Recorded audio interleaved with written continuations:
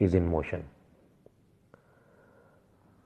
और equations of motion भी आप लोग पहले अपनी प्रीवियस क्लासेस के अंदर पढ़ चुके होंगे, वो मैं यहाँ पर दोबारा इसे लिख देता हूँ.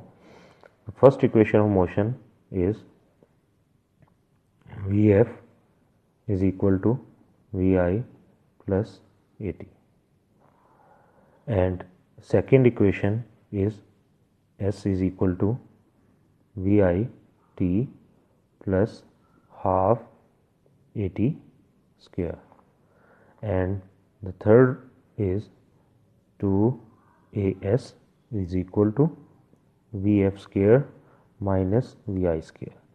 अब इन तीन इक्वेशंस में जो टर्म्स इस्तेमाल की गई हैं उनको मैं दोबारा से रिकॉल कर देता हूँ. Here V F is the final velocity of the moving object and V I is the initial velocity of that moving object, and A stands for acceleration of that object and T stands for the time in which the object moved from initial position to the final position. In second equation, V, I, T, A are the same as described above. Here S is the displacement covered by that object, and third is the combination of first and two. ये याद रखेंगे कि ये equations of motion जो हैं वो valid हैं और इस्तेमाल की जा सकती हैं जब ऑब्जेक्ट मूव कर रहा हो विद लीनियर मोशन. एक स्ट्रेट लाइन के अंदर मूव कर रहा हो, लीनियरली मूव कर रहा हो,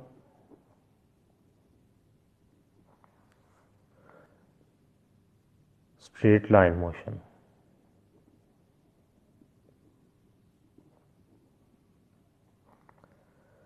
इसी तरह हम इन इक्वेशंस ऑफ मोशन को लिख सकते हैं फॉर फ्री फॉल सिस्टम.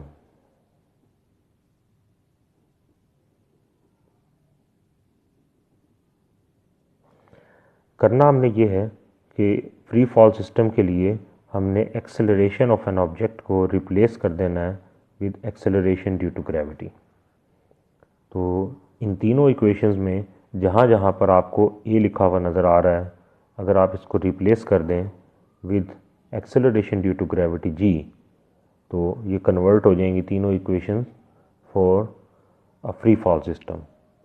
जबकि एक्सेलरेशन ड्यू टू ग्रेविटी की वैल्यू से आप फेमिलियर हैं, इसकी वैल्यू है 9.8 मीटर पर सेकेंड स्क्वायर. इसके अलावा एक और इक्वेशन हम यूज़ करते हैं जो कि S is equal to VAV multiplied by T. The definition of velocity is the change in displacement over time. So S is equal to VAV cross T. Average velocity जो है उसको हम इस तरह से भी लिख सकते हैं, the sum of final and initial velocity divided by 2 multiply by time, that is equal to S. So next topic जो है वो है related to momentum. What is momentum? Momentum can be defined as the product of mass and velocity, or mathematically we can write it as the product of mass and velocity is known as momentum. और momentum को हम अलामत P से जाहिर करते हैं. तो mathematically हम इसको ऐसे लिखेंगे, P is equal to m into v. We know that velocity is a vector quantity, तो हमें इसके ऊपर एरो हेड लगाना पड़ेगा, velocity vector. So momentum is also a vector quantity. इसके ऊपर भी आप ऐसे एरो हेड बना देंगे. दूसरे अल्फाज में मोमेंटम को हम ऐसे भी डिफाइन कर सकते हैं, quantity of motion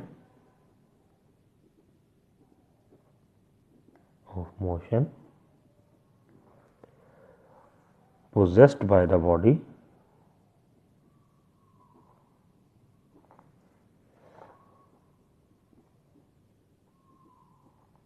is known as momentum.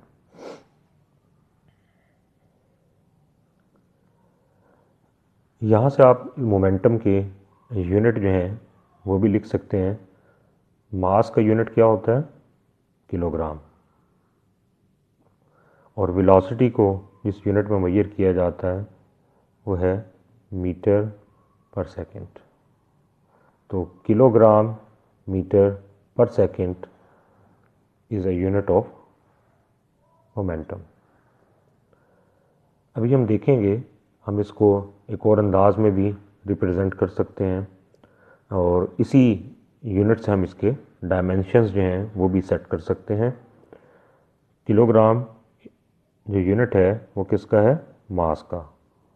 तो we can write m and meter is the unit of length, so we can write L, and second is the unit of time, so we can write here t raised to power -1, इसको square bracket में लिख लें।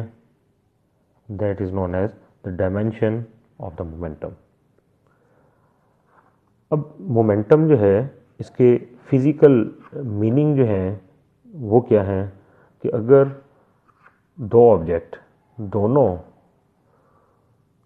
Same mass रखते हैं लेकिन एक object जो है वो तेज़ वेलोसिटी के साथ हरकत कर रहा है और एक ऑब्जेक्ट जो है वो कम वेलोसिटी के साथ जो है वो हरकत कर रहा है, तो किसका मोमेंटम जो है वो ज़्यादा होगा?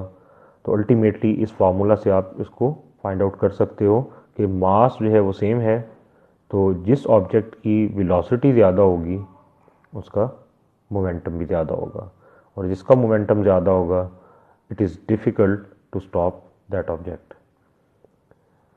ऑन द अदर हैंड, अगर दो डिफरेंट मैसेज वाले ऑब्जेक्ट आपके पास हों लेकिन वो मूव कर रहे हों विद द सेम वेलोसिटी, और अगर सेम वेलोसिटी है लेकिन एक हैवियर ऑब्जेक्ट हो और एक लाइटर ऑब्जेक्ट हो, तो हैवियर ऑब्जेक्ट को स्टॉप करना मुश्किल है because of its high momentum.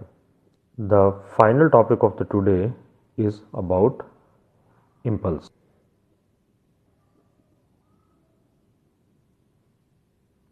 Impulse can be defined as the product of force and time is known as impulse.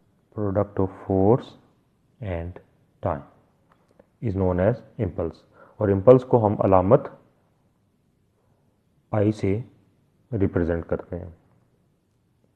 Force चूँकि एक वेक्टर क्वांटिटी है तो इसलिए इसके ऊपर हम एरो हेड लगा देंगे। As a result impulse is also a vector quantity, so we can place an arrowhead over I। ये तो impulse को मैंने मैथमेटिकली डिफाइन कर दिया। और when a force acts on a body for a very short interval of time, ये बात जहन में रखेंगे कि एक लार्ज फोर्स जो है वो एक्सर्ट होती है, large force exert on an object. Here T is the time, लेकिन ये शॉर्ट इंटरवल ऑफ टाइम होगा।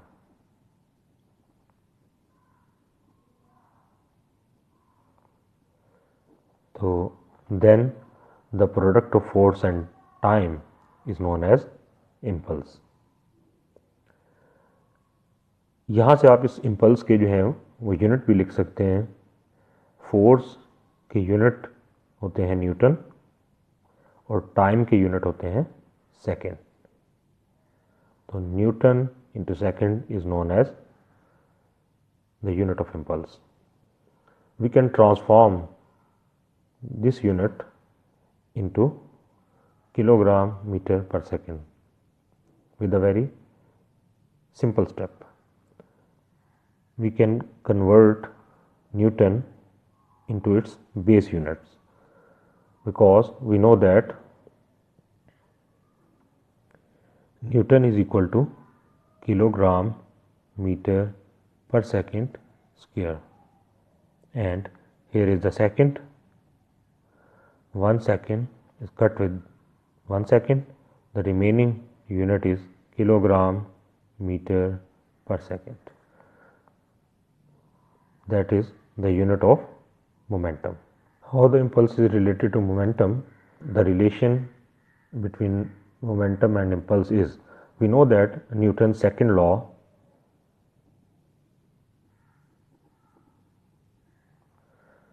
that F is equal to ma. We can say that this is equation number 1. Using first equation of motion,